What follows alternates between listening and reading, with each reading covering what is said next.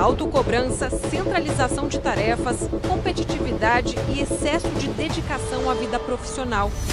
Some a isso a pressão do mercado, a falta de autonomia e de reconhecimento no ambiente de trabalho. É o esgotamento físico e mental.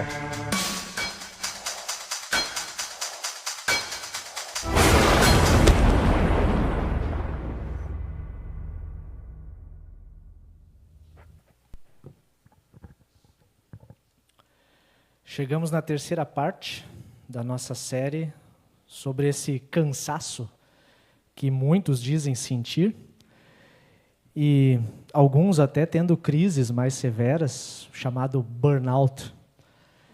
É mais uma daquelas doenças que alcançam mais que o corpo, elas acabam ferindo a alma da gente. Um dos livros que tem nos ajudado a pensar, principalmente na descrição da realidade, é esse livro do filósofo sul-coreano chamado Sociedade do Cansaço. Curioso, ele foi escrito em 2010. E naquele momento ele fazia meio que uma previsão diante dos indícios que ele tinha. Certa altura do livro ele diz: as principais doenças a serem enfrentadas no século XXI não serão provocadas por vírus ou bactérias. A luta será contra doenças neuronais, ou seja, as doenças psicológicas e psiquiátricas.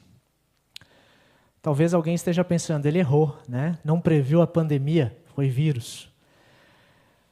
Ele não sabia que a gente teria que enfrentar uma pandemia mundial causada por um vírus, mas ele acertou em cheio porque tem algo muito maior acontecendo já há alguns anos e que tem provocado em muita gente um adoecimento emocional, um adoecimento da alma. Depois da pandemia da Covid-19, alguns estudos já indicam que os problemas de ordem emocional ficaram ainda mais evidentes. Já era um pouco antes da pandemia. Na pandemia isso ficou mais sério. A sensação de exaustão que muitos de nós sentimos é algo que para algumas pessoas parece que não vai ter fim. Mesmo depois de uma boa noite de sono, ou até depois de um período de férias, o cansaço persiste e a gente não sabe muito bem por que isso está acontecendo. Na primeira mensagem, nós abordamos a frustração, aquele sentimento de se dedicar demais a alguma coisa, ou alguém não conseguir obter o resultado esperado, e aí se frustra. É uma das causas. Na segunda mensagem, nós falamos um pouco dessa nossa cultura de se autoexplorar. A gente se cobra muito. E mesmo que tenhamos alcançado o sucesso, parece que não é o suficiente. Nós vivemos num tempo acelerado, num tempo exigente. E nessa mensagem de hoje, nós voltamos os nossos olhos para um outro aspecto particular desse mal moderno, que é o excesso de informação. Excesso de informação. Nós vivemos num tempo onde as notícias, as opiniões, as imagens, os dados nos bombardeiam de todos os lados. Os nossos smartphones estão vibrando toda hora. Eu já tirei a vibração desse meu aqui para ver se me incomoda menos. Redes sociais inundam com atualizações. E o mundo digital vem nos convidando a consumir, sempre, sem pausas. A quantidade e a velocidade com que as informações chegam até nós são tão avassaladoras que a gente mal percebe o impacto profundo que isso exerce dentro da gente. Para um pouquinho e pensa. Quantas vezes você se pegou rolando o feed de uma rede social? Rolando aleatoriamente. E absorvendo fragmentos, pedaços de histórias de outras pessoas. Absorvendo debates acalorados, alertas constantes, e a tua intenção era apenas se distrair, passar um pouco o tempo. Esse fluxo incessante de informação, de coisas, não é neutro, ele vai moldando o nosso pensamento. Ele desperta emoções que são difíceis da gente controlar. E muitas vezes nos afasta daquela quietude necessária para organizar o nosso pensamento e até mesmo para ouvir a voz de Deus. Nós confessamos, e fazemos isso a todo culto, que nós somos pecadores por natureza. E isso nos faz ser inclinados a nos distrair com o aqui e agora, em vez de nos apegar àquilo que é eterno. Graças a Deus que a palavra dele nos oferece remédio para essas aflições. E é interessante como a Bíblia, que é uma coleção de livros tão antiga, ela tem respostas para problemas tão atuais. A sabedoria de Deus, registrada por Salomão, já nos disse, e nós ouvimos hoje, Provérbios 4, versículo 23. E eu coloquei 2 traduções aqui na tela para vocês verem como, às vezes, a tradução também molda o nosso jeito de pensar, nos ajuda a pensar sobre isso. A primeira delas foi a que a gente ouviu. De tudo que se deve guardar, guarde o seu coração, pois ele dirige o rumo da sua vida. O seu coração dirige o rumo da sua vida. Aí você vai estar pensando, mas como o coração? Ele bombeia sangue? Né? O coração era a sede das emoções, e a gente até hoje pensa nisso também. Mas aí vem a nova tradução na linguagem de hoje, essa sigla ali, NTLH, e o mesmo versículo diz assim, tenha cuidado com o que você pensa, pois a sua vida é dirigida pelos seus pensamentos. É o mesmo versículo, só muda a tradução. A essência é guardar o coração, guardar os pensamentos. Esse é o antídoto divino para o excesso de informações da nossa época. Guardar o coração, guardar os pensamentos. A gente poderia pensar a nossa vida como um iceberg. Iceberg é aquele montão de gelo que está flutuando no mar, que às vezes aparece só a pontinha. Ninguém dá bola. Ele afunda navios. O Titanic afundou por causa de um iceberg. Tem uma parte que fica visível, mas tem algo muito maior e mais profundo que os nossos olhos não conseguem ver. Nós gastamos muito tempo com aquilo que vemos e não deixamos espaço para alimentar, para cuidar, para valorizar aquilo que a gente não vê. O provérbio de Deus diz que de todas as coisas que se deve guardar, de todas as coisas que se deve valorizar, precisamos priorizar a nossa alma, o nosso íntimo. Porque a nossa vida inteira depende do nosso ser interior, dos nossos pensamentos. E olha que essa questão do ser interior é uma coisa bastante complexa. Graças a Deus nós temos aí psicólogos, psiquiatras, terapeutas que se dedicam a estudar, a compreender a nossa mente a fim de nos ajudar. Temos isso. Mas toda ciência tem sua limitação. Aquele que nos criou, o nosso Deus, esse sim nos conhece perfeitamente, porque foi Ele quem nos fez. E porque nós fomos feitos também filhos de Deus, pela fé em Jesus, nós temos o privilégio de ter contato com a palavra dele. Por meio dessa palavra, Deus, o próprio Deus, nos traz cura, nos traz paz. Grande parte da nossa vida fica abaixo da superfície. Na nossa época, nós tendemos a valorizar e investir mais naquilo que é visível. E às vezes não é nem o que a gente vê, é o que os outros veem. Que é um pouquinho pior ainda. Mas a nossa vida interior, invisível, ela é mais importante. Porque se o invisível não estiver bem, foi o que disse o Eclesiastes, Provérbios, se o invisível não estiver bem, tudo aquilo que é visível, mais cedo ou mais tarde, desmorona. A sua vida é guiada pelos seus pensamentos. E talvez a essa altura da reflexão você já esteja lá no seu íntimo, no seu interior, perguntando, tá, pastor, mas e como é que eu cuido então desse meu interior, se ele é tão importante? Como é que eu consigo guardar o coração nessa época tão acelerada que a gente vive? A palavra de Deus nos ajuda. Primeiro, protegendo a mente. E eu trago só 2 coisas hoje.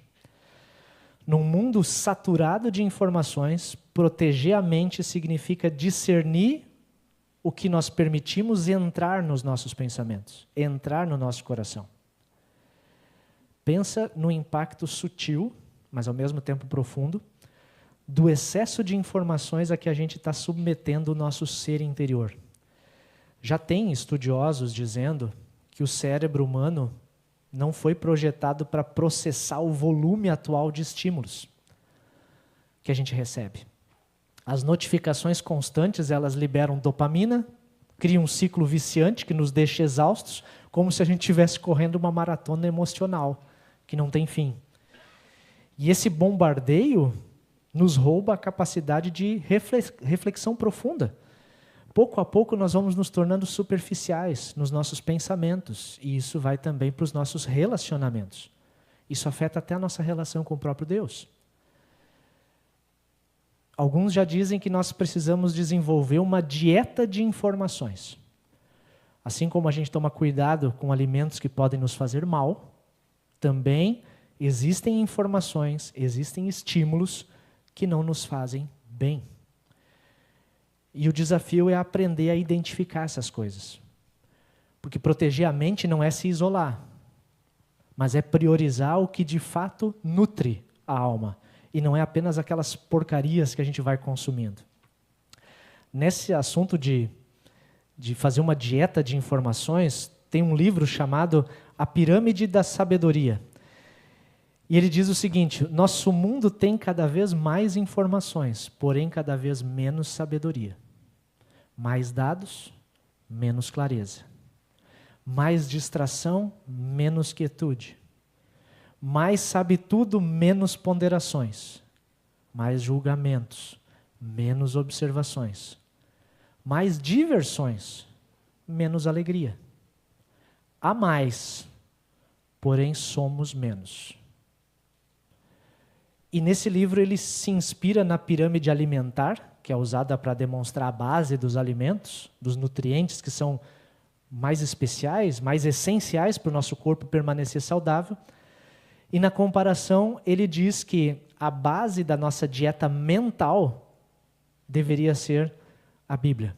A palavra de Deus é o pilar central e a lente pela qual nós, que somos filhos de Deus, filtramos, lemos e interpretamos todas as outras fontes do conhecimento. Nós somos cristãos, nós reconhecemos a Bíblia como a palavra infalível do Criador. Alguns brincam e dizem, é um manual do Criador, né? A Bíblia, lida em conjunto com a igreja, como a gente está fazendo hoje agora, também está nessa base alimentar. Mesmo sendo pecadores, no ambiente da comunidade, da igreja, nós conhecemos, nós fazemos amigos com quem a gente vai caminhando a jornada da vida com Jesus. Um vai ajudando o outro. Em terceiro lugar, nessa pirâmide, vem a contemplação da natureza. Dedicar tempo para observar, para contemplar aquilo que Deus fez para nós. E olha que isso não é só uma dica extra-bíblica, não. Lembram de Jesus? Quando a gente anda ansioso, olha para o quê? Olha os lírios do campo. Veja os passarinhos. É contemplação da natureza, não é? Quando você está ansioso, vai olhar.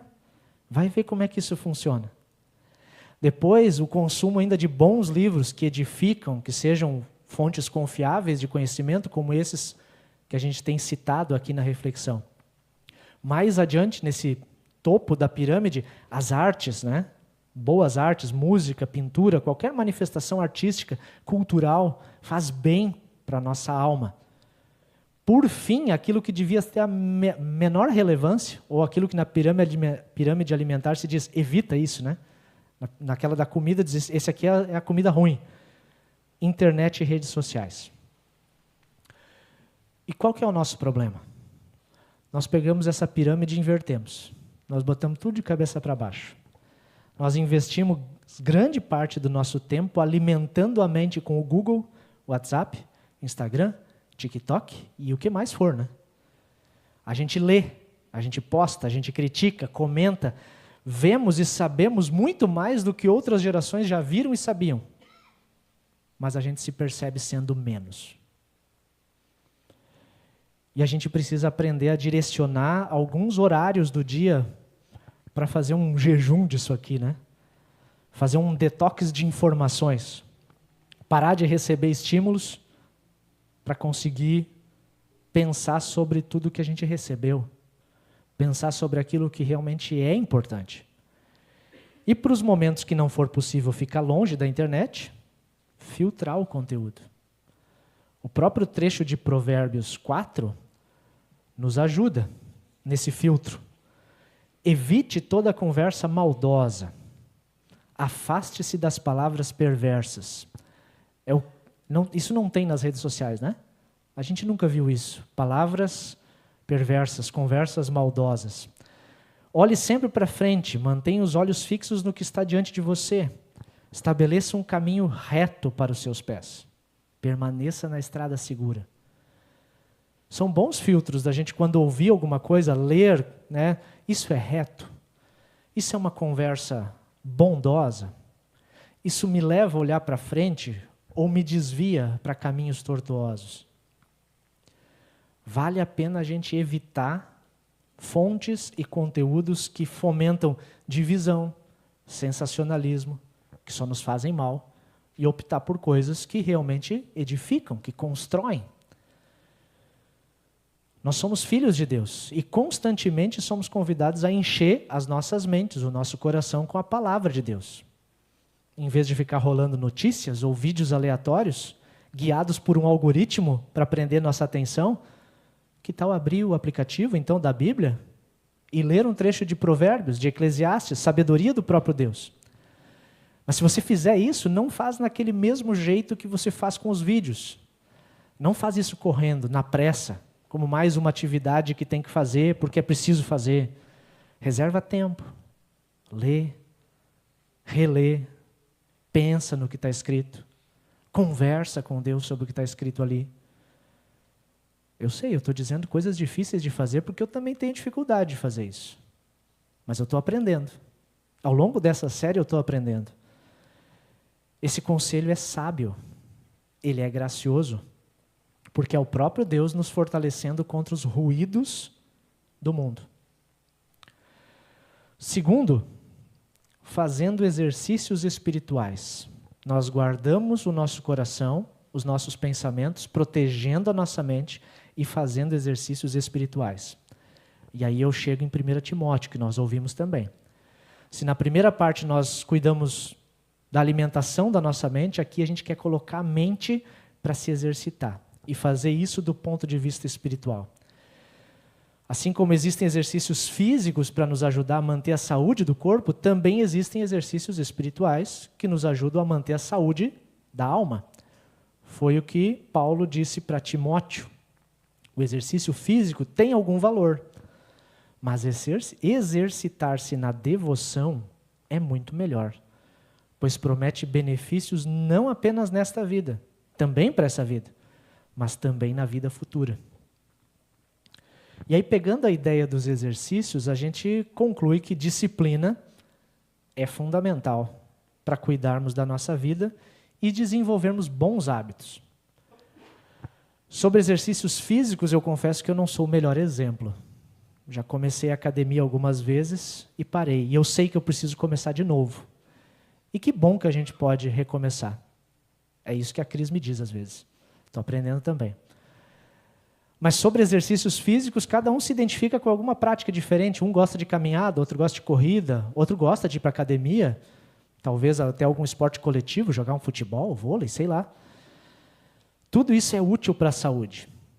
E o apóstolo está dizendo que assim como existe uma academia para o corpo, também existe uma academia para a alma.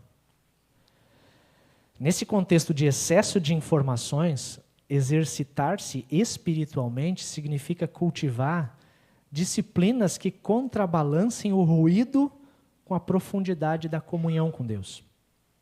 Assim como nos exercícios físicos, para fazer exercícios espirituais você também vai precisar de disciplina. É penoso no começo, tem que fazer um esforço, até que se consiga criar um hábito. E provavelmente depois que você consegue criar o hábito, não vai querer mais viver sem. E uma coisa básica que aparece no texto é o que a gente chama de devoção. Um tempo só seu com Deus, sem distrações. Uma coisa bem básica, silêncio, leitura da palavra e oração. Parece até coisa simples, mas quem já começou a fazer a devoção com regularidade sabe de pelo menos duas coisas. Primeiro, no começo vai dar vontade de desistir. Os primeiros dias é legal, mas depois de um tempo, mas está difícil, eu esqueci, não consigo entender, não reservei o tempo necessário, mas tal dia eu pulei, né? E agora, como é que eu faço? Segunda coisa, depois de algum tempo você começa a gostar. Você cria o hábito e começa a perceber o quanto aquilo muda você, o quanto aquilo muda o seu dia. E aí vai acontecer como os exercícios físicos, não vai querer mais parar. Eu prometi já desde o começo da série, e hoje vou lançar um desafio para quem quiser vir junto com a gente, para fortalecer os nossos exercícios espirituais, para tentar brigar contra essa cultura da correria e da exaustão. Estou desafiando a uma prática de um devocional diário, para a gente ler o Novo Testamento, os Salmos e Provérbios, sabedoria, poesia e toda a vida de Jesus, as primeiras cartas para as igrejas do Novo Testamento. Alguns já fizeram isso aqui na comunidade, a gente fez isso pouco antes da pandemia. Para quem gosta de ler na Bíblia de papel, eu vou providenciar, não está pronto ainda, vou providenciar o roteiro impresso. Para quem se dá bem com a tecnologia, dentro desse aplicativo da Bíblia, esse aplicativo é grátis, não tem propaganda, não vende nada, ele é pago por ofertas de pessoas que creem no poder da palavra de Deus. Dentro desse aplicativo, a gente vai ter um grupo de leitura e a gente pode conversar, pode tirar dúvidas. E eu mesmo me coloco à disposição, tanto no aplicativo como fora dele, para conversar sobre aquilo que a gente está lendo. Cada dia, o leitor vai ser convidado a separar um tempo de silêncio para ler um trecho e conversar com Deus. Meditando especialmente o que Deus está me ensinando com esse trecho que eu li? O que Deus está me ensinando nisso? O que tem de ensino nessa passagem? Depois, com base no texto lido, o que eu tenho para agradecer? Qual é a minha gratidão? Fazendo sempre uma conversa a partir do texto. Que erros eu preciso confessar? Normalmente tem. Né? Se a gente for bem sincero, a gente vai dizer, pá, nisso aqui eu errei de novo. Com base naquilo que eu ouvi da Bíblia, o que eu posso pedir a Deus? Ensino, gratidão, confissão, pedido. Alguns chamam isso de plano de leitura bíblica. Eu prefiro chamar de plano de relacionamento com Deus. Você planeja como se relacionar com Deus. Porque Deus está sempre disposto a se relacionar com a gente. Ele está de braços abertos, esperando os seus filhos pródigos voltarem para perto do Pai. Porque junto do Pai, a vida é sempre melhor. Ela não é perfeita, mas ela é melhor. Um outro exercício espiritual, além da devoção, é o que a gente está fazendo aqui hoje. Estar em comunhão com outros cristãos também é fundamental. Na palavra pregada, nos sacramentos do batismo e da ceia, nós vamos exercitando a nossa fé de forma coletiva. O batismo nos lembra quem a gente é, nos dá identidade em Cristo. A ceia do Senhor nos nutre com o seu corpo, com o seu sangue, para fortalecer a gente na caminhada. E deixar que o amor e a graça de Deus se traduzam em amor e serviço aos outros. Porque oportunidade sempre surge. Oportunidade de acolher, de amar, de servir pessoas que estão perto da gente. Assim como um pai ou uma mãe procuram orientar os seus filhos pelo melhor caminho, Deus também nos orienta por meio dos seus mandamentos. Os mandamentos de Deus são limites seguros que nos protegem de nós mesmos e de outros perigos. E um desses mandamentos é exatamente santificar o descanso. Deus sabe das nossas limitações, sabe que a gente cansa. E Ele estabeleceu um ritmo gracioso que envolve um tempo de trabalho e um tempo de descanso. E quando nós descansamos, Ele nos convida a santificar esse descanso por meio do relacionamento com Ele. Se o devocional, ou mesmo o momento comunitário de culto, estiver sendo um fardo, às vezes a gente sente que ele é um fardo. Poxa, vou ter que fazer isso de novo, vou ter que ir lá de novo. Se ele está sendo um fardo, provavelmente você está negligenciando uma parte importante do mandamento, que é descansar. Se a gente não descansa, a gente não consegue santificar. É para santificar o descanso. Não é para continuar no ritmo frenético, louco, e mesmo assim tentando santificar.